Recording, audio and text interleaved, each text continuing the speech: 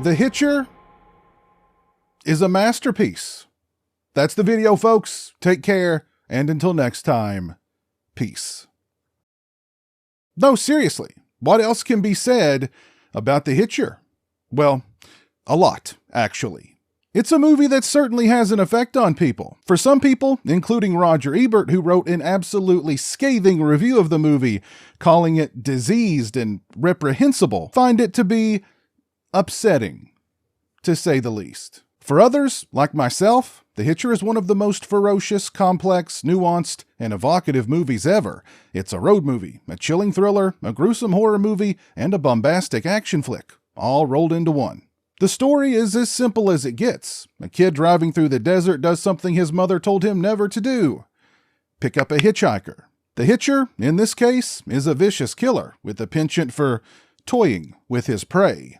From there, a bloody game of cat and mouse ensues. There's no subplots, no backstories, there's no time for either. From the opening moments to the very end, the Hitcher grabs you by the throat and does not let go.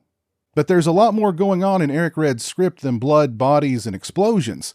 At its heart, The Hitcher is a coming-of-age tale that follows the logic of a nightmare.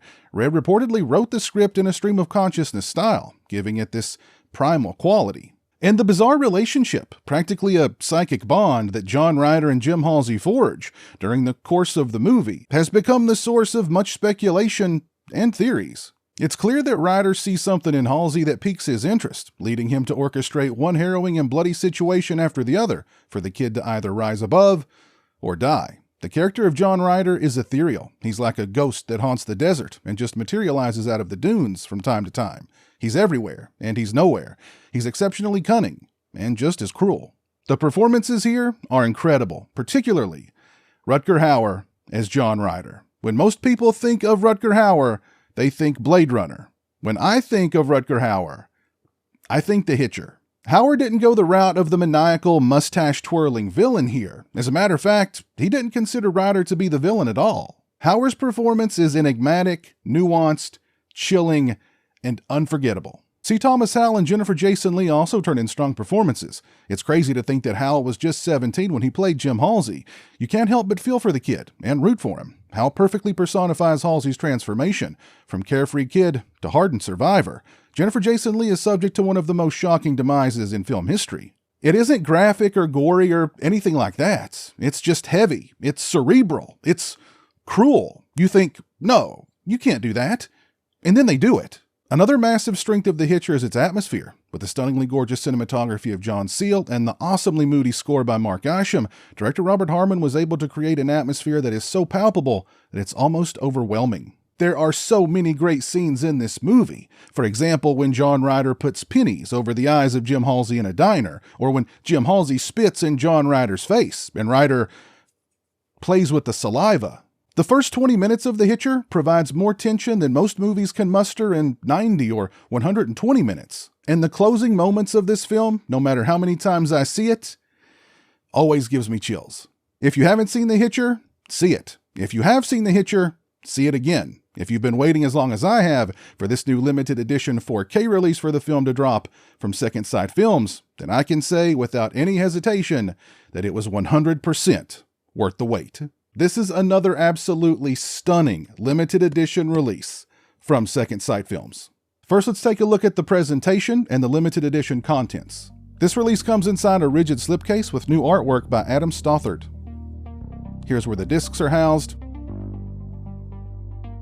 There's the Blu-ray. The 4K is in my player.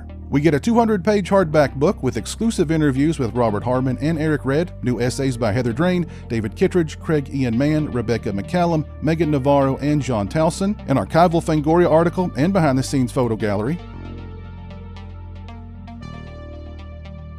We also get Eric Red's original screenplay and 6 collector's art cards.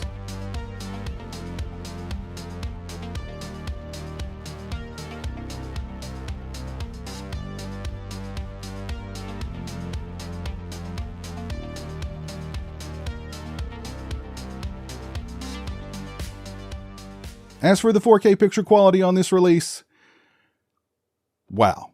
The ultra-high def makes John Seale's cinematography all the more awe-inspiring. The desert locations look phenomenal. There's a high level of detail present. The black levels are perfect, I thought. Skin tones looked natural. Colors are vibrant. This is how you do 4K. For audio, we get a DTS HD Master Audio 2.0 track and a Dolby Atmos surround sound track. I listened with the Dolby Atmos track enabled through my soundbar, and I thought the audio quality was absolutely pristine. Sound is such a huge part of this movie, not just Mark Isham's incredible score, but the overall sound design. And it all sounded flawless here. And come to think of it, it's kind of too bad that Mark Isham's score wasn't included with this release. Overall, I'd give both the picture quality and the sound quality on this release perfect scores, 5 out of 5. As far as extras are concerned, first up we have Bullseye, an interview with director Robert Harmon. It's 41 minutes and 29 seconds in length. Mr. Harmon discusses not wanting to explain too much when it came to the character of John Ryder, and Rutger Hauer was the only actor who could have played him. He discusses how his short film China Lake helped him get the gig of directing The Hitcher. He shares a lot of great Rutger Hauer stories, casting C. Thomas Howell and Jennifer Jason Leigh, working with John Seal and almost firing him. The stunts, the ones that worked and the ones that didn't, and the ones that almost killed the cinematographer. He discusses shooting the infamous demise of Jennifer Jason Leigh and negotiating with Rutger Hauer to actually do it. He shares some great Ed Feldman stories. He speaks briefly about Roger Ebert's review of the film and more. Next, we have Pinning the Ripper, an interview with writer Eric Red. It's 41 minutes and 9 seconds in length.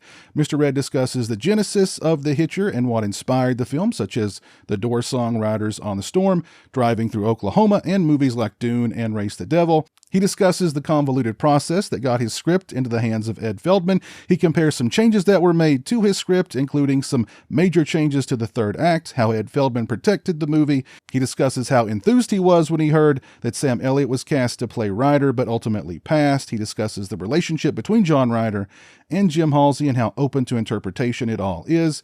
He talks about going for the jugular when it comes to the violence, including the Jennifer Jason Leigh scene, some of the ideas Rutger Hauer had that he didn't agree with. He discusses the film finding its audience on home video and cable, refusing to see the sequel, which, if you haven't seen it, don't. Save yourself. It's too late for me. Next, we have Doomed to Live, an interview with C. Thomas Howell. It's 28 minutes and 18 seconds in length. Mr. Howell discusses being only 17 years old when he made The Hitcher, but despite his age, knew it was a special movie.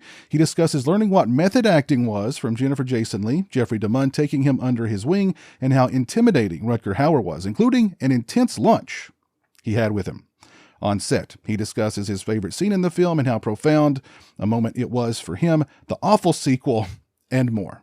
Next, we have The Man from Oz, an interview with director of photography John Seal. It's 9 minutes and 40 seconds in length. Mr. Seal discusses meeting Robert Harmon, having trouble with the violence in the script, the stunts, Rutger Hauer's intensity, the critical disdain for the film, and more. Next, we have a very formative score, an interview with composer Mark Isham. It's 15 minutes and 30 seconds in length. Mr. Isham discusses his musical background and how he got into film composition, becoming friends with Robert Harmon, and how that led to him scoring The Hitcher. He discusses experimenting with samples and improvising with synthesizers for the score, his love of the piece of music that closes the film. He also discusses the popularity of the score and more.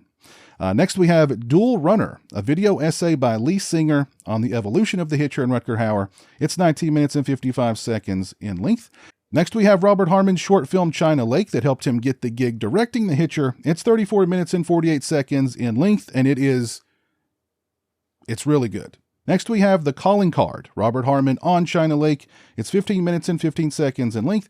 Mr. Harmon discusses his love of photography and working as a still photographer for B-movies. He discusses the genesis of China Lake, financing it himself, casting, sneaking into the MGM lot to edit the film, audience reactions, how the film got him The Hitcher, and more. Next, we have Telephone, a short film by Eric Red. It's 26 minutes and 25 seconds in length.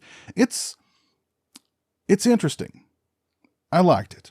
Next, we have The Hitcher. How do these movies get made? It's 38 minutes and 6 seconds in length. It's a vintage making of documentary, which includes interviews with Robert Harmon, Eric Red, C. Thomas Howell, Rutger Hauer, Ed Feldman, John Seal, and Mark Isham. I'm so glad that Second Sight brought this documentary over to this release.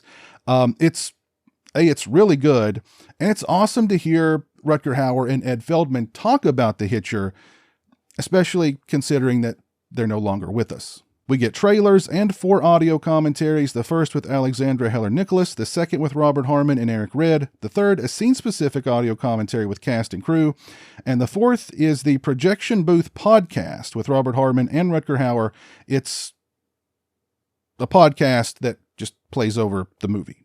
Second Sight Films has done it again. This is another corker of a limited edition release from them, and it's all the more sweeter because it couldn't have happened to a better or more deserving movie. Let me know your thoughts on the Hitcher down in the comments section below. And if you were able to get your hands on one of these limited edition releases, let me know your thoughts on it while you're down there. If you like this video, please leave it a thumbs up and share it on social media. If you're not following me on social media, those links are in the description. As always, thank you so much for watching. I really appreciate it. Take care, and until next time, peace. A huge thank you to all my patrons and channel members for your generosity and support. Become a patron today and get early access to videos, have a say in what content appears on my channel, join me for monthly live streams, exclusive watch parties, and more. Become a channel member today and get access to exclusive badges and emotes to use when I stream, as well as members-only watch parties. Both those links are in the description. Say hello to the internet, Jeremy. Hello to the internet.